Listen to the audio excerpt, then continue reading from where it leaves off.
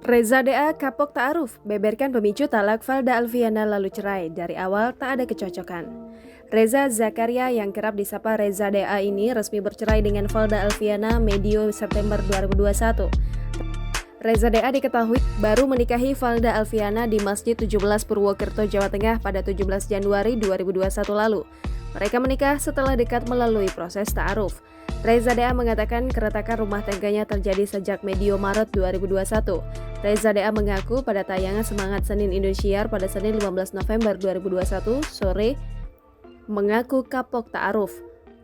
Reza mengatakan tak sedikit pun bersedih karena perceraian ini. Menurutnya, seorang Reza sudah melewati masa paling sedih.